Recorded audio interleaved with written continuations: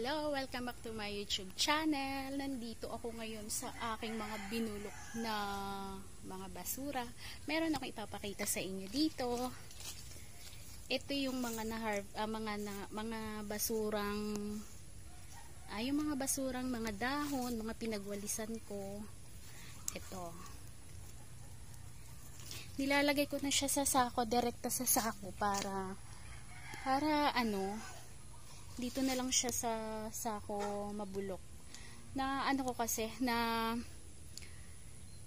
observe ko kasi na nung nagbulok ako dito ng mga tuyong dahon at kung ano pa, na ko siya na higit isang buwan o kalahati siya na binulok ko. Ngayon, na-harvest ko naman na siya. Ito yung produkto. Ayan. Ito yung produkto nung ginawa kong compost. Meron siyang lupa, may kasama siyang lupa kasi noong binulok ko siya, may kasamang lupa, tinabunan ko yung mga basura ng lupa. At ngayon, sabi ko, ba't ang tagal? Matagal siya talaga kapag pala may kasamang lupa at dito, yung patong-patong sila, makapal, mas marami, mas matagal ang pagbubulok. Ngayon, na-observe ko, nung nagbulok ako ng mga tuyong dahon, mga kung ano-ano pa, na-observe ko, mas mabilis siya sa sako. Kaya ang ginawa ko ngayon, dito na ako sa sako.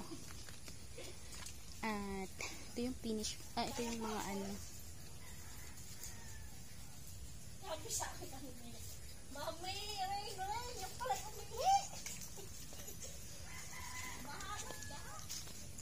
At ito yung mga basura. Ito yung mga nawalis ko. Hindi lang ito purong basura dito. Hindi na ako naglalagay dito ng ng lupa. Na lang siya. Yung mga nawalis ko na galing sa kulungan ng manok. Meron akong mga alaga kasing manok dito. At lang po sila, 7 manok.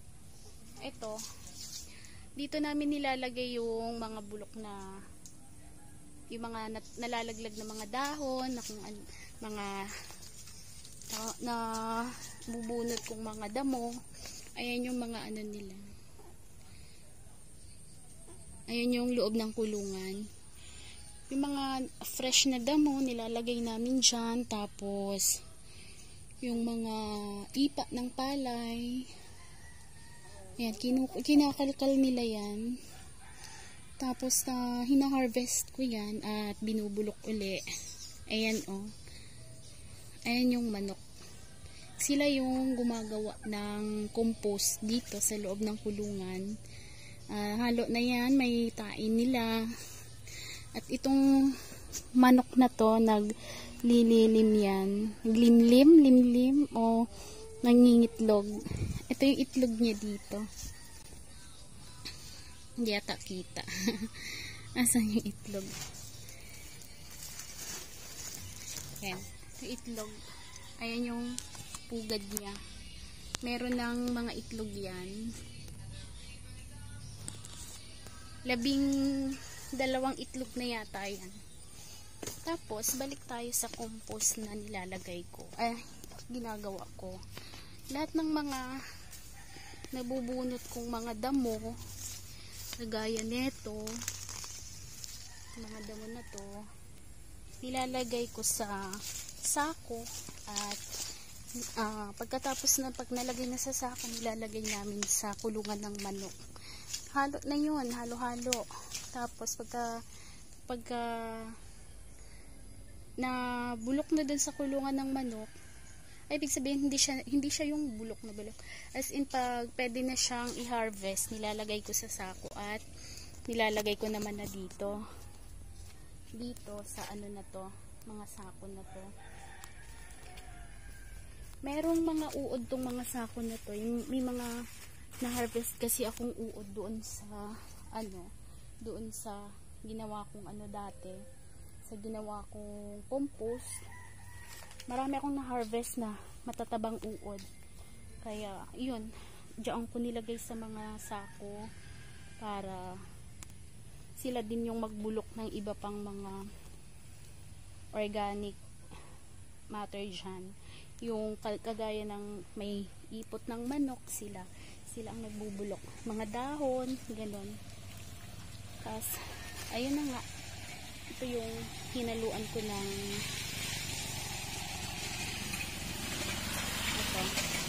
ito yung hinaluan ko na ngayon ng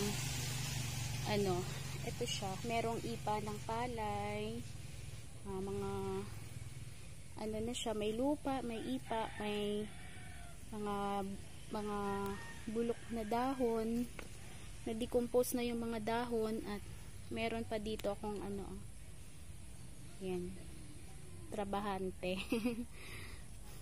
Ilagay ko ito sa sako. Ito, na-decompose na rin ito.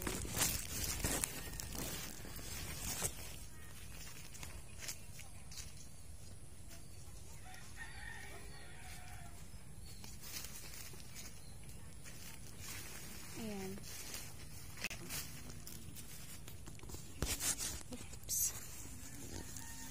Bale, ito yung galing sa kulungan ng mga manok. Ayan, oh. Ayan.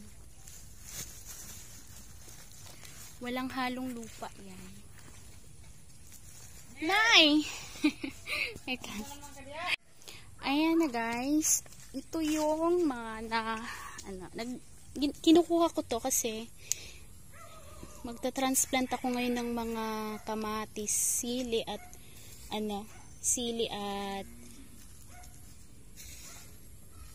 pechay, talong, mga ganun. Ayan. Nandito na yung kasama, may compost.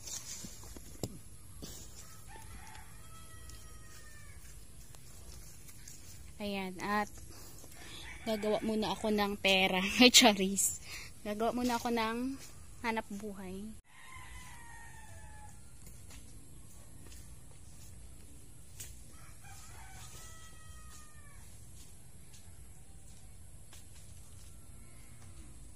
Alam, mabigat.